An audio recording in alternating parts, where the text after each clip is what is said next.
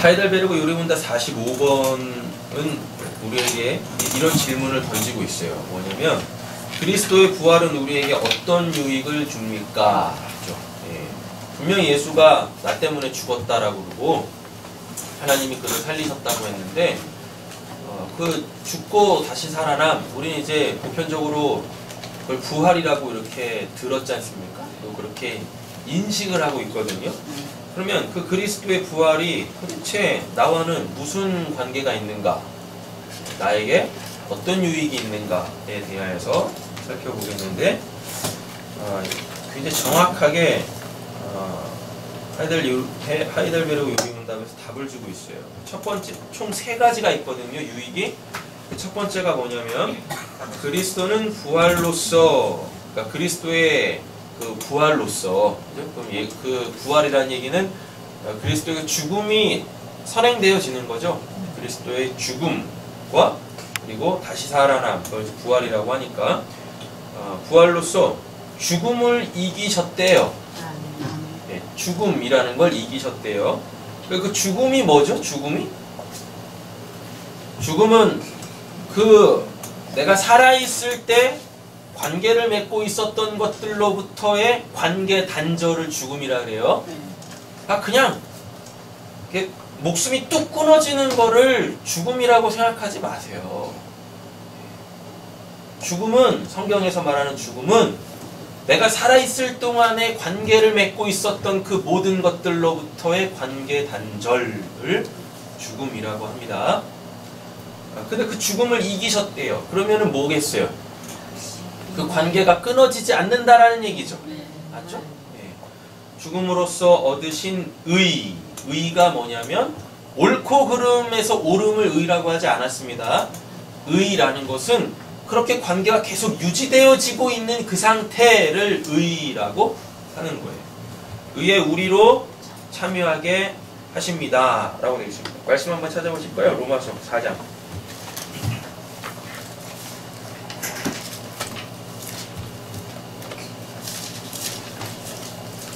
죽음은 관계 단절이다. 의는 관계가 유지되어지고 있는 그 상태를 의라고 한다. 꼭 기억을 하시고, 로마서 4장입니다. 25절 읽겠습니다. 예수는 우리와 동일한 것 때문에 내줌이 되고 또한 우리를 의롭다 하시기 위하여 살아나셨느니라. 예, 예수가 우리의 의를 위하여서 살아나셨다라고 그러시는 거죠.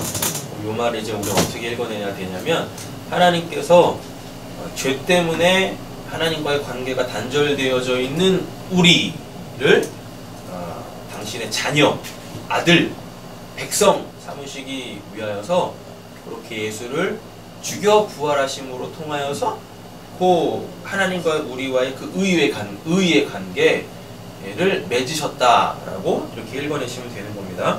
고린도전서 15장입니다.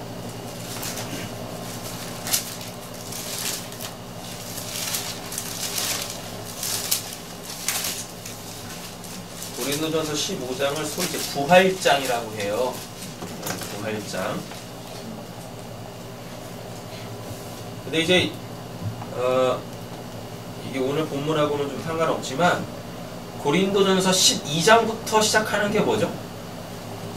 고린도전서 12장이 소위 말하는 은사장이죠. 그리고 13장을 사랑장이라고 그러고 14장을 방언과 예언장이라고 그래요. 그리고 15장을 부활장이라고 합니다. 요걸 이렇게 12장은 은사, 13장은 사랑, 14장은 방언과 예언, 15장은 부활, 이렇게 따로따로 떼어놓고 보시면 안 돼요.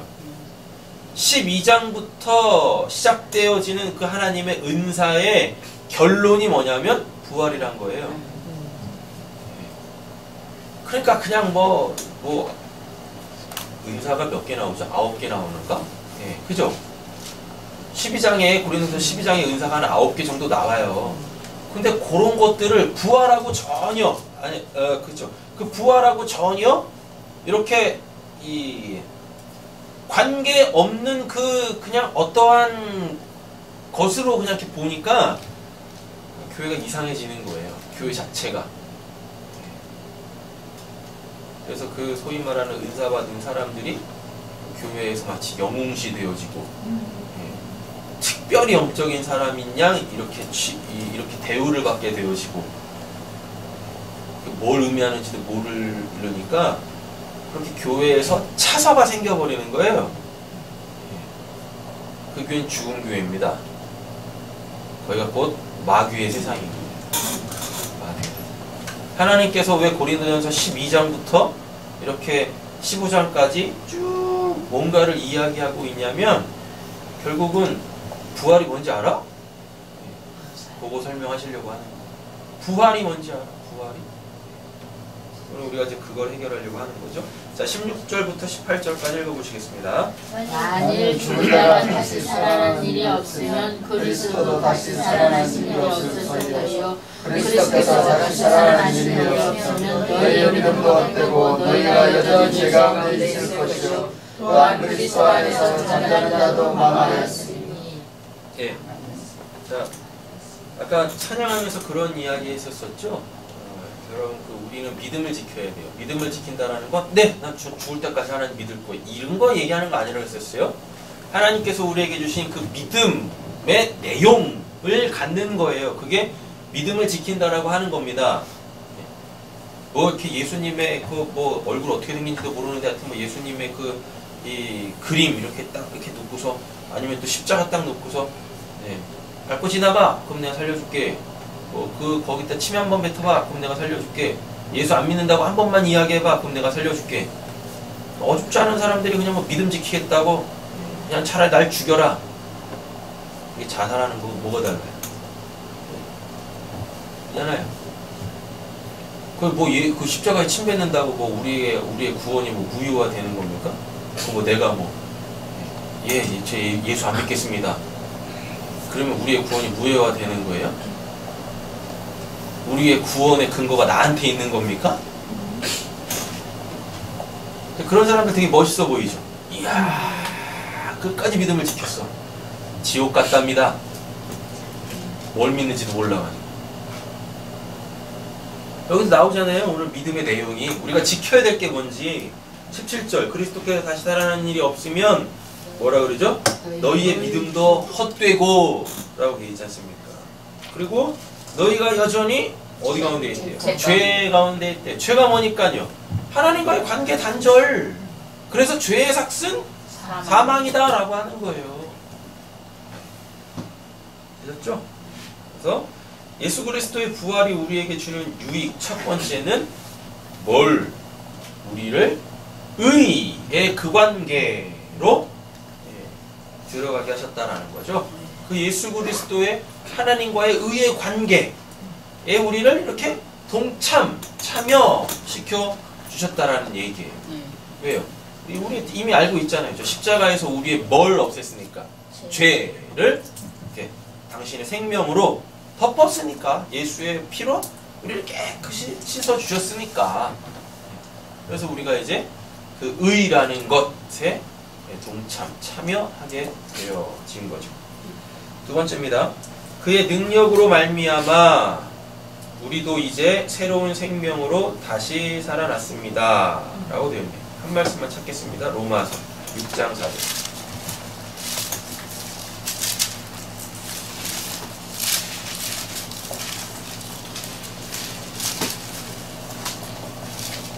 찾으셨어요? 아멘. 읽겠습니다. 그러므로 우리가 그의 죽으심과 합하여 세례를 받음으로 그와 함께 장사되었나니 이는 아버지의 영광으로 말미암아 그리스도를 죽은 자 가운데서 가지신 것 같이 우리로 또한 새 생명 가운데 행하게 하려 함이라. 네, 여기 새 생명이라 그러죠.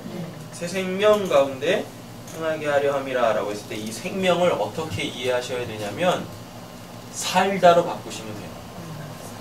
살다. 그럼 그게 뭐죠? 예수 그리스도의 이 죽고 다시 삶, 그 부활로 통하여서 우리에게 어떤 변화가 일어났냐면 바로 새로운 삶을 살게 됐다는 얘기예요. 그냥 어떤 새로운 생명을 받았다라는 걸 얘기하는 게 아니에요. 새로운 삶이라는 걸 살게 되어진다라는 겁니다. 전혀 새로운 삶의 양식으로 이렇게 사는 거죠.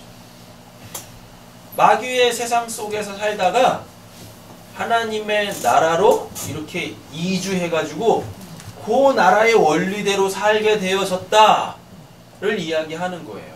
근데 그 새로운 삶은 그 새로운 삶을 살아낼 능력이 없으면 살 수가 없어요. 그리스도의 부활이 그 능력을 우리에게 부여하셨다라는 거예요. 예전에는 그렇게 살고 싶어도 못 살았지. 그런데 예수 그리스도의 그 부활로 통하여서 하나님께서 우리에게 주시는 그 새로운 삶을 살 수 있는 능력이 우리한테 생긴 거예요. 이 말을 이렇게 이해하시면 편하실 것 같아요. 옛날에는 하나님의 말씀대로 살고 싶어도 못 살았어요. 솔직히 지금도 그렇잖아요. 맞죠? 근데 이제는 하나님의 말씀대로 살 수 있게 됐다는 얘기예요. 그러니까 우리가 이게 부활로 통하여서 하나님께서 우리에게 주신 그 유익, 그 능력을 받게 되어지면 우리가 못할 게 없어져요. 나는 아무것도 못하는데요? 이제 이런 말을 하시면 안 되는 거예요. 그럼 부활의 유익을 못 얻으신 분들이나 그렇게 하는 거예요. 우리는 하나님의 말씀대로 이제 살 수 있는 자들이 된 거예요. 이 말을 다른 말로 바꿔보면 이제 드디어 하나님의 입에서 나오는 그 말씀에 순종할 수 있는 자들이 됐다라는 겁니다. 그러면 예수님이 마태복음 4장 4절에서 말한 그거예요. 하나님의 입에서 나오는 모든 말씀으로 살리라 라는 거예요. 하나님의 말씀대로 사실 수 있는 분들이 되신 거예요. 예수의 부활을 믿는다라면 이제 그런 갈등들 자체가 없어지는 거라고요. 내가 나 이거 하고 싶은데 하나님은 이거 하라고 그러고 하나님이 이거 하라고 한 거는 싫고 난 이거 하고 싶은데 이런 갈등에서 놓여지게 되어진다고요. 그리스도의 부활이 주는 의미가. 그리스도인들이 어떻게 교회에서 그렇게 사람들이 다 무능력해요. 무기력하고 하나님의 말씀에 대하여 하나님의 뜻대로 사는 것에 대하여서 그러면서 어줍지 않게 이런 얘기 한다니까요. 아유 제가 할 수 있는 일이 뭐가 있겠습니까? 하나님의 은혜로 사는 거죠. 거기에 의미를 모르니까 그런 말들을 그냥 막 내뱉는 거죠. 그러면서 마치 자기는 겸손한 양 이런단 말이에요. 아니에요. 우리 하나님의 말씀대로 이제 살 수 있어요. 말씀대로 살 수 있다니까요. 근데 그게 나에게서 격발되어지는 게 아닌 거죠. 예, 맞습니다. 하나님의 은혜로 사는 거예요.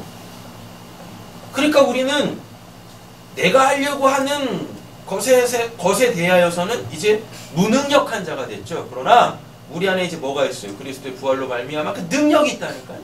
하나님의 백성으로서 살아갈 수 있는 그 능력이 예수의 부활로 말미암아 우리에게 주어졌어요. 그러니까 우리는 그 삶을 살아낼 수 있단 말입니다. 근데 이걸 다 은혜라 그래요. 그러니까 이런 것들을 알고 뭐 은혜로만 살죠. 이런 얘기를 해야 되는데 그게 뭔 의미인지도 모르고 그냥 은혜로 삽니다. 전 아무것도 못해요. 진짜 아무것도 못하는 건지 아니면 하기 싫어서 안 하는 건지 다 있다니까요. 우리 안에 그 능력이 하나님의 말씀대로 살아낼 수 있는 그 능력이 안 하는 거예요. 그럼 그게 죄 짓는 거란 말입니다. 아직도 그 죄를 해결받지 못한 거예요.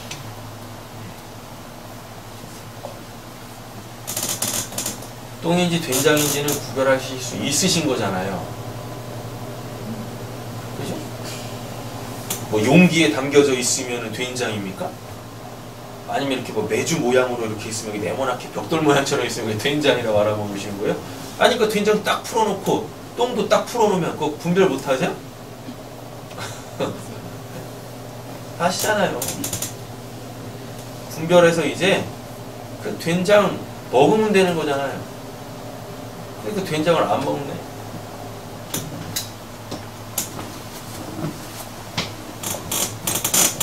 새로운 생명으로 다시 살았다라는 것이 이제 하나님의 백성으로서 살아갈 수 있는 그 능력, 그 새로운 삶의 양식으로 살 수 있는 그 능력 우리에게 주어졌다라는 거죠. 한번 살아보세요. 살아보시라니까요. 살아줘요 그렇게.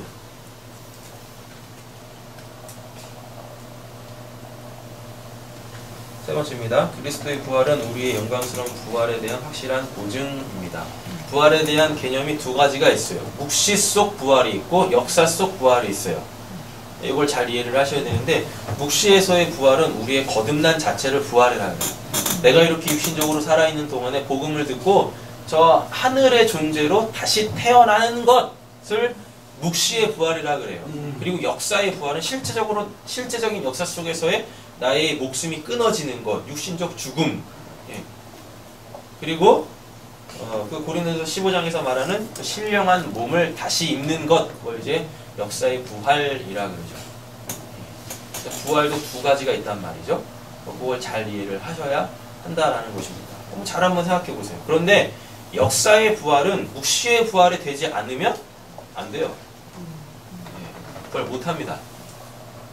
그러니까 내가 살아있는 동안에 반드시 그 묵시의 부활을 맞으셔야 돼요. 그거 없이 그냥 나 하나님 믿어요. 죽으면 나 천국 갈 거예요. 그 부활 없어요, 그 사람. 그러니까 역사 속에서 내가 먼저 그 묵시의 부활을 받아야 됩니다. 묵시의 부활은 방금까지 설명드렸잖아요. 새로운 삶의 양식, 하나님의 백성으로서의 그 삶을 살아내게 되어지는 것, 복음을 이해하는 것, 복음으로 사는 것을 합니다. 그렇죠? 자, 로마서 8장 11절 한번 보실까요?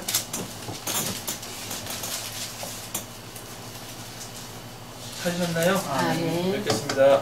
예수를 죽은 자 가운데서 살리신 이의 영이 너희 안에 거하시면 그리스도 예수를 죽은 자 가운데서 살리신 이가 너희 안에 거하시는 그의 영으로 말미암아 너희 죽을 몸도 살리시리라. 아멘. 네. 역사의 부활을 이야기하는 거죠. 그럼 예수님이 실질적으로 역사 속에서 부활하셨어요. 아멘. 부활을 이야기할 때 예수의 역사적 그 부활에서 반드시 출발을 해야 돼요. 그거에 대한 믿음 없이 부활을 이야기해버리면 여러분, 우리는 결코 성경에서 말하는 그 참된 부활을 볼 수도 없고 내 걸로 가질 수도 없고 그걸 믿을 수도 없는 거죠. 왜? 허구에서부터 시작을 해버리는 거니까. 그죠? 고린도전서 15장 20절 22절 한번 보겠습니다.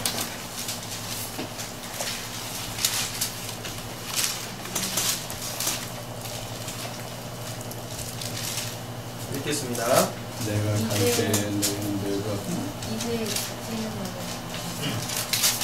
고린도전서 15장 20절 22절입니다. 그러나 이제 그리스도께서 죽은 자 가운데서 다시 살아나사 잠자는 자들의 첫 열매가 되셨도다. 사마리아 사람으로 말미암아 죽은 자 부활도 사람으로 말미암는도다. 아담 안에서 모든 사람이 죽은 것 같이 그리스도 안에서 모든 사람이 삶을 얻으리라. 아멘. 여기서 그러죠. 모든 사람이 뭘 얻는데요? 삶을 얻는데요. 삶을. 자, 보겠습니다. 방금 말씀드렸듯이 부활에 대한 믿음의 내용을 다룰 때 반드시 예수 그리스도의 부활에 대한 역사성에서 출발을 해야 돼요. 역사성이라는 게 뭐겠습니까? 팩트죠. 실제적 사건이었었다고요. 여기서부터 출발을 해야 우리의 믿음이 바로 그 진리, 진실에서 시작된 거예요. 근데 요거를 부정하는 사람들이 있었어요. 그럼 그들의 믿음은 다 허구에서 시작을 하는 거예요. 있지도 않은 사건에서부터 시작을 했다라는 거죠. 자, 예수 그리스도의 부활의 역사성을 부정하는 사람들이 이런 이야기들을 했습니다. 도적설. 예수가 실제적으로 죽었는데 제자들이 예수의 시체를 도둑질 해가지고, 성경에 보면 그러잖아요. 예수의 시체를 찾을 수가 없었다고. 그 시체를 도둑질 해가지고 예수가 살아났다고 그렇게 뻥쳤다라는 거예요.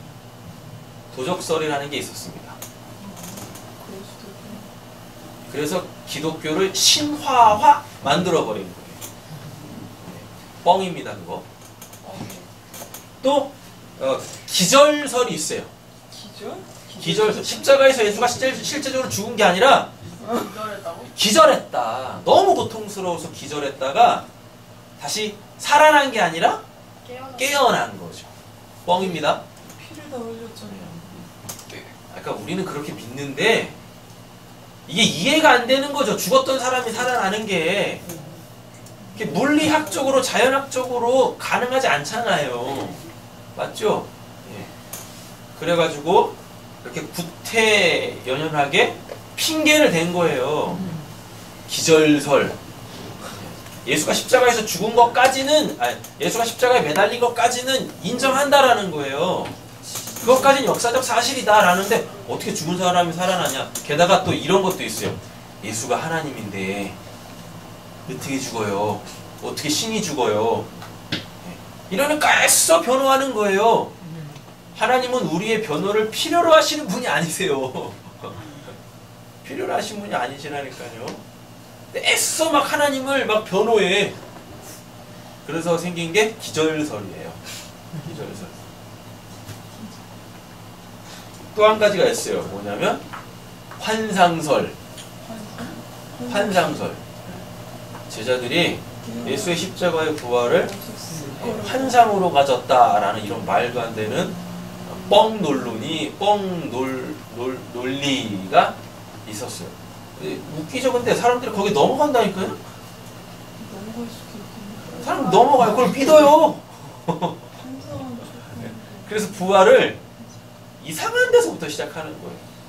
예수 그리스도의 부활, 아니 우리의 부활을 다룰 때, 믿음의 내용으로 가질 때 반드시 예수의 부활의 역사적 그 사실성에서 출발을 해야 되는 겁니다. 그리고 성경에 보면 수도 없이 많은 사람들이 실제적으로 죽었다 다시 살아나는 일들이 많잖아요. 맞죠? 근데 그거 다 누군가에 의해서 살아나죠. 처음엔 어디서 나와요? 엘리야, 엘리사. 죽은 아들들 살리잖아요. 네. 맞죠? 근데 엘리야, 엘리사는 하나님 아니죠? 맞죠? 그리고 또 예수님께서 사역하시면서 세 명인가? 그 야이로의 딸하고 나사로하고 한 사람 누구죠? 없나? 2명밖에 없네? 한 사람 또 누구 있지 않나? 저기 에바가 열리라. 그 야이로의 딸 아니에요? 네. 야이로. 아! 종의 신하의 저기 백부장의 종 살리는 거 있잖아요. 이렇게 총 3명 예수님이 살렸거든요. 근데 그거를 성경에서 부활이라고 얘기하지 않아요. 왜 그러죠? 예수의 부활과 그들의 부활을 이렇게 동일시하지 않아요. 왜요? 다시 죽었으니까. 네, 그들은 다시 죽었으니까. 근데 예수는 딱 한 번 역사적으로 죽고 다시 안 죽죠. 맞죠? 그래서 예수의 죽으심과 부활을 첫 열매라고 얘기를 하는 거죠. 그리고 되게 재밌는 건 역사 속에서 그렇게 죽었다가 다시 살아난 사람들의 이야기들이 많이 있습니다. 그걸 소위 말하는 이제 임사체험이라고 하는데 그들의 수기도 이렇게 묶어가지고 책으로도 냈어요. 저도 예전에 한번 읽어봤는데 여러분 성경에서 죽었다가 살아난 사람들의 임사체험에 대한 이야기들이 있어요? 없어요? 없어요. 없죠? 죽었다가 다시 살아난 사람들이 내가 죽었다가 이런 것들을 경험했어요 라는 내용이 성경에 기록이 되어져 있습니까? 그리고 안 되어져 있죠. 근데 그리스도인들의 관심이 자꾸 어디 있냐면요. 어디 있냐면 죽어서 뭐 보았어? 죽어서 어디 갔다 왔어? 이런 거에 관심을 가져요. 그래서 그 부활의 의미가 희석되어져 버리는 거예요. 그게 사단의 장난이란 말입니다. 그런 거에 귀 기울이지 마세요. 죽었다 다시 살아났대. 어디 갔대 왔대? 뭐 보고 왔대? 뭘 들었대? 하나님 얘기하는 사람 한 명도 못 봤어요. 하나님 얘기하는 사람 한 명도 못 봤어요. 하나님이 어떤 분이시다? 라는 거 얘기하는 사람 한 명도 못 봤다니까. 성경은 하나님만 이야기하는데. 그런 거에 현혹되지 마세요. 그런 거에. 부활 자체가 갖고 있는 그 의미를 바르게 아셔야 되는 거지. 가끔 이런 얘기 듣잖아요. 아직 때가 안 됐대요. 죽었다가 하늘로 갔던 지옥으로 갔는데 거기서 그랬대요. 때가 안 됐다고. 돌아가라. 뭔 때요? 네? 천국 갈 때. 뭔 때요? 뭔 때 도대체. 죽을 때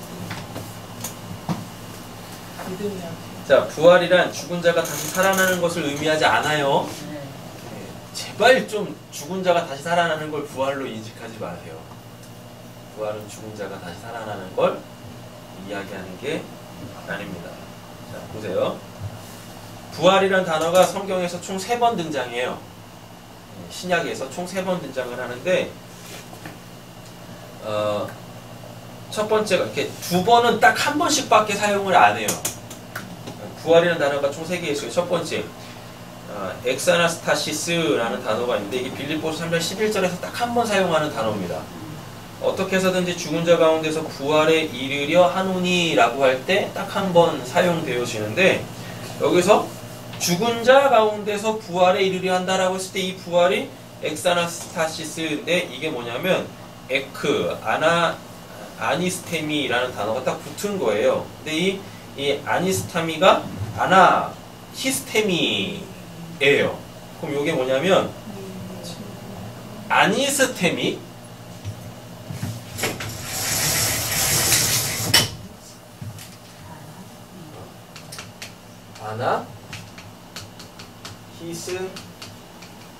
히스테미 그러면 이게 이제 부활이 되는 거예요. 그런데 이 아나가 탈공간적 위예요.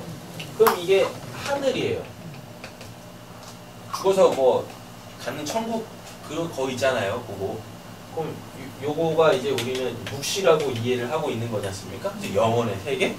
히스테미가 똑바로 놓여지다예요. 똑바로 놓여지다. 놓다. 더 정확하게 이야기해 놓으면 위치해 놓다. 예. 위치해 놓다.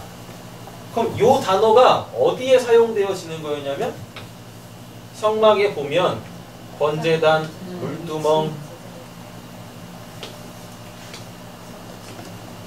여기 촛대, 떡상, 분향단, 언약궤, 시은좌.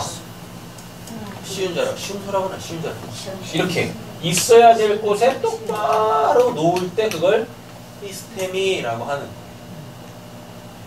근데 아나히스테미, 아나스타시스, 아니스테미 하면은 너를 그러니까 아니스테미 한 자들은 너를 그렇게 묵시해 그 하나님 나라에 위치에 놓는 거예요.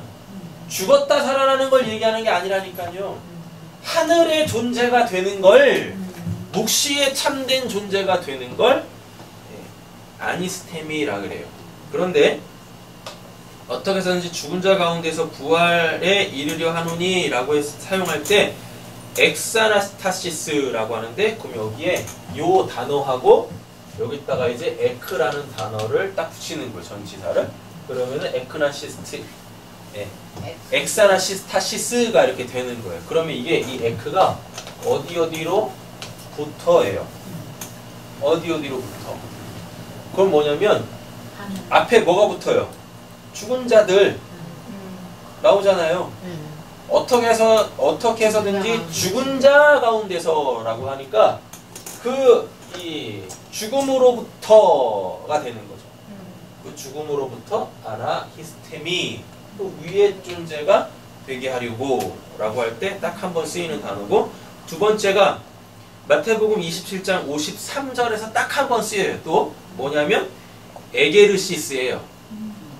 에게르시스라는 단어가 요게 예수님의 부활에서 쓰이는 단어입니다. 예수의 부활 후에 여기서 예수의 부활할 때 이게 에게르시스예요. 근데 여기서 뭐라고 하냐면 예수의 부활 후에 저희가 무덤에서 나와서 거룩한 성에 들어가 많은 사람에게 보이니라 라고 되어져 있는데, 자, 예수의 부활이라고 할 때 이 단어가 에게르시스, 이게 뭐냐면 깨우다, 회복하다예요.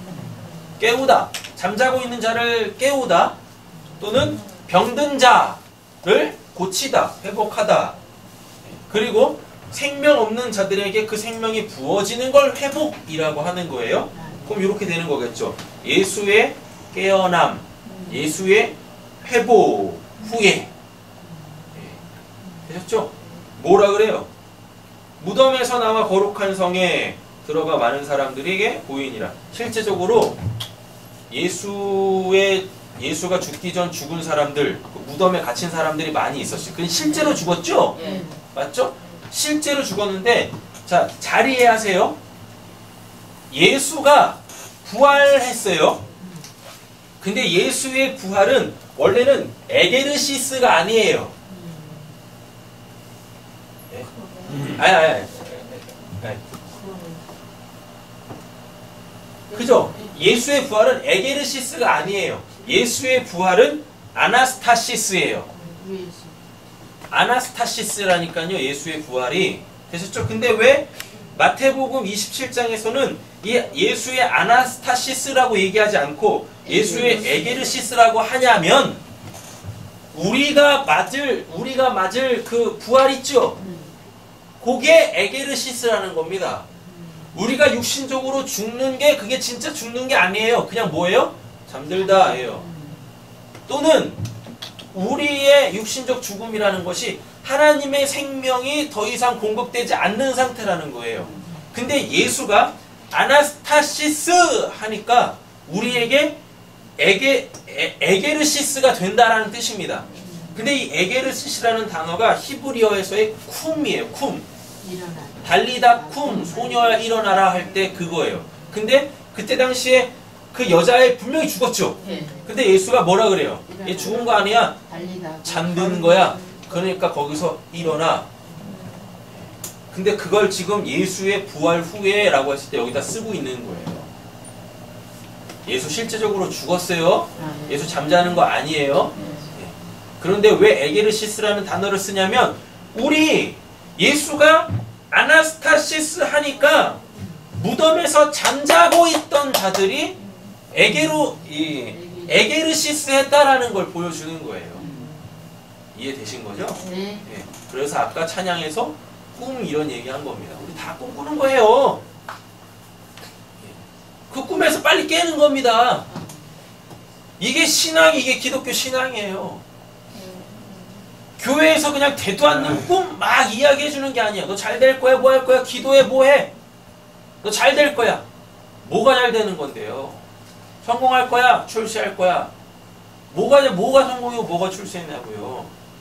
교회는 그런 허황된 꿈을 사람들한테 심어줘가지고 되도 않는 그 긍정적 마음의 상태로 살게 하는 게 아니에요. 기독교는 현실을 직시해서 보는 겁니다. 내가 뭐냐? 내가 살아가는 이 세상이 뭐냐를 직시해서 보는 거예요. 그거 보여주는 게 교회란 말입니다. 그래서 그렇지! 하나님밖에 없지! 인생의 방향성을 끄집고 가는 게 기독교인 거지. 뭐 전능하신 하나님, 전지하신 하나님, 사랑이 많은 하나님, 은혜 베푸시는 하나님, 그 하나님 가지고 내가 원하는 거 이루어내려고 하는 게 기독교 신앙 아니란 말입니다. 그러니까 하나님이 원하시는 거를 얻어내시려면 먼저 하나님이 원하시는 게 뭔지를 알고 그걸 나의 원함으로 가지면, 여러분 그때는 기도하면 그거 하나님이 다 들어주세요. 그럼 잘 되겠죠. 근데 이게 하나님하고 핀트가 안 맞으니까 나의 원함 따로, 하나님의 원함 따로 못 되겠어요. 안 되지. 기도에서 베이가 안 되는 거죠. 자, 되셨죠? 그리고 제일 많이 등장하는, 성경에서 제일 많이 등장하는 단어가 이제 아나스타시스입니다. 요거요. 예수의 아나스타시스 부활은 죽었다가 다시 살아나는 걸 얘기하는 게 아니라 그의 위로 올라감이에요. 그래서 예수님만 하늘에서 와서 하늘로 올라갔다라 그러죠. 그게 아나스타시스예요. 예수의 부활은 그겁니다. 단순히 육신적으로 죽고 살아나는 걸 부활이라고 얘기하지 않아요. 원래 있던 자리로 돌아가는 것. 그게 아나스타시스, 바로 예수의 부활인 거죠. 예수의 부활로 말미암아, 예수의 아나스타시스로 말미암아 우리가 역사 속에서 더 어떻게 돼요? 에게르시스 하는 거예요. 그 꿈에서 깨어나요. 그 잠에서 깨어나요. 깨어나요? 그러면 이제 우리도 역사 속에서 언젠가 죽겠죠. 그럼 이제 우리도 예수처럼 뭐 아나스타시스, 예수가 하늘로 올라간 것처럼 우리도 하늘로 올라가는 겁니다. 그래서 그 위에 위치하는 거예요. 이제 우리가 그 위에서 사는 거예요. 그 묵시에서 사는 거예요. 이걸 부활이라고 하는 거예요. 그러니까 제발 나 언젠간 죽겠지? 그런데 나 다시 살 거야? 이렇게 단순하게 그리스도의 초보에 머물지 마세요. 그리스도의 부활은 그런 개념이 아니니까. 됐죠? 자, 정리하겠습니다. 부활은 죄와 사망을 궁극적으로 이기는 겁니다. 예, 아까 첫 번째가 그 죽음을 이겼다. 의에 참여하게 했다라고 했었잖아요. 그거에 대한 설명을 지금 다시 부연 설명해드리는 거예요. 부활은 죄와 사망을 궁극적으로 이기는 거예요. 죽음, 죄와 사망이 뭐죠? 하나님과의 관계 단절, 죄, 영원한 관계 단절, 죽음, 이걸 예수의 부활이 이겼다고요. 그래서 하나님과의 관계 회복을 우리에게 주셨다고요. 그럼 그게 아나스타시스, 역사 속에서는 에게로시스, 또 묵시에서는 아나스타시스 이렇게 되는 거죠. 그리고 부활은 새로운 삶을 살게 하는 생명의 능력 자체입니다. 이제 하나님의 말씀에 순종하실 수 있으세요. 죄는 안 지으실 수 있게 되어졌고, 왜 죄를 안 짓냐면 죄하고 무관한 자가 됐기 때문에 그래요. 근데 여전히 내가 죄와 이 상관을 갖고 있어요? 그럼 곰곰이 생각해야 돼요. 내가 저 십자가를 제대로 이해는 하고 있는가? 내가 부활은 했나? 거듭났나? 우린 죄와 무관한 자라니까요. 그러니까 안 지으려고 해서 안 짓는 게 아니에요. 무관한 거예요. 무관한 거. 이렇게 한번 보세요. 나와 관계 맺고 있는 사람은 이렇게 지나가다 이렇게 딱 보고 인사라도 하죠.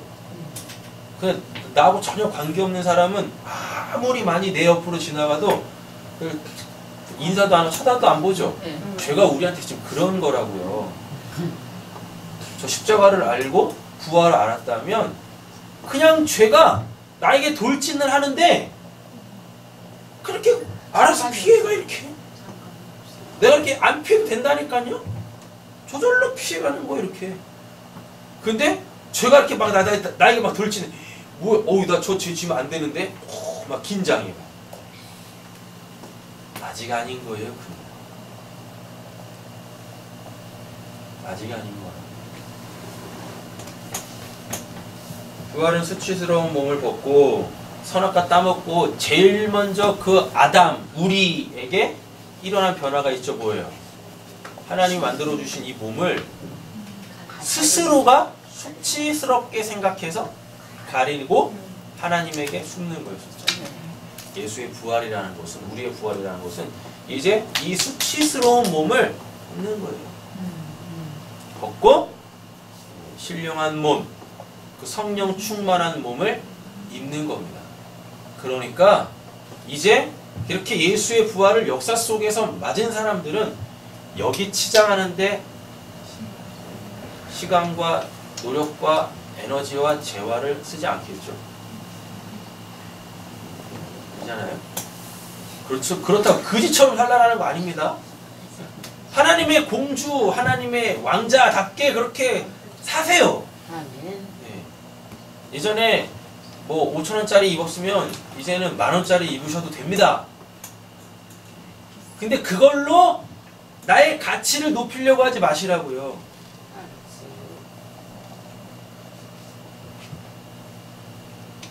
하루 생활비가 10,000원인 사람이 여기에 신경을 이 몸에 신경을 쓰겠다고 10,000원을 쓰는 건 그건 아닌 거잖아요. 맞죠? 그러니까 자기 능력껏 그냥 하는 거예요. 자기 능력 안에서 뭐 몇십만 원짜리, 몇백만 원짜리 명품 백을 들고 다니실 수 있으시면 그거 그냥 사서 들고 다니세요.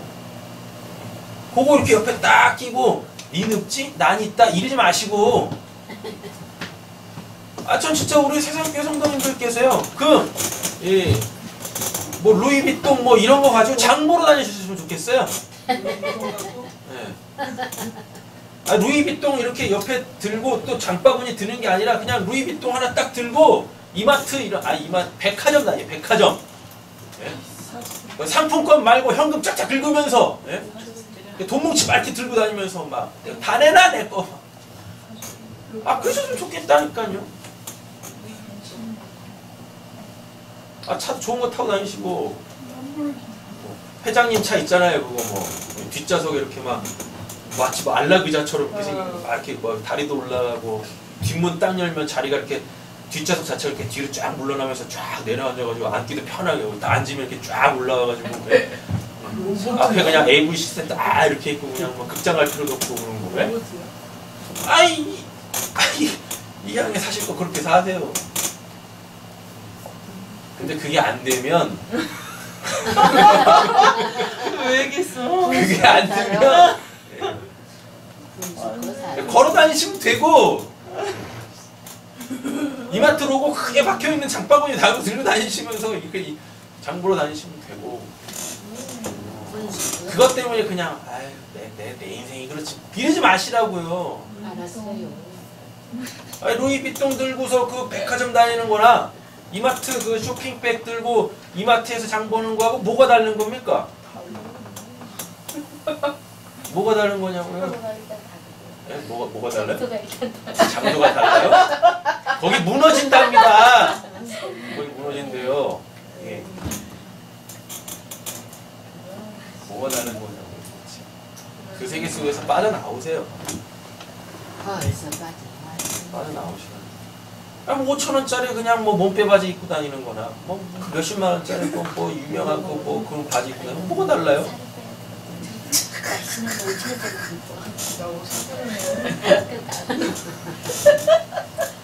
성령 충만한 몸으로 바뀌는 거예요. 뭘 덕지덕지 가리고 붙이고 뭘 해야 막 이렇게 나의 수치를 가리는 게 아니라 그러면 세상에서 벗어나서 성령 충만한 몸을 입게 되어지는 걸 부활이라고 하는 거죠. 제가 읽고 마치겠습니다. 고린도서 15장 49절 보면 우리가 흙에 속한 자의 형상을 입은 것 같이 또한 하늘에 속한 이의 형상을 입으리라. 이게 부활이란 말이에요. 아멘. 욕심이 잉태한 즉 죄를 낳고 죄가 장성한 즉 사망을 낳느니라. 그가 그 피조물 중에 우리로 한 첫 열매가 되게 하시려고 자기의 뜻을 따라 진리의 말씀으로 우리를 낳으셨느니라. 야고보서 1장 15절 18절에 있습니다. 우리 더 이상 이제 죄가 사망을 낳는 그러한 저주의 그 굴레에서 벗어났어요. 하나님이 우리를 진리의 말씀으로 낳으셨대요. 이걸 부활이라는 거예요. 부활은 그리스도의 연합을 목적으로 하는 데 있어요. 그냥 단순히 죽지마 영원히 살아야지 거기 있는 게 부활 아니란 말이에요. 그리스도와의 온전한 연합을 목적으로 하는 것이 바로 성경에서 말하는 부활이고 우리가 맞게 되어질 부활이 바로 거기에 있는 겁니다. 기도하겠습니다.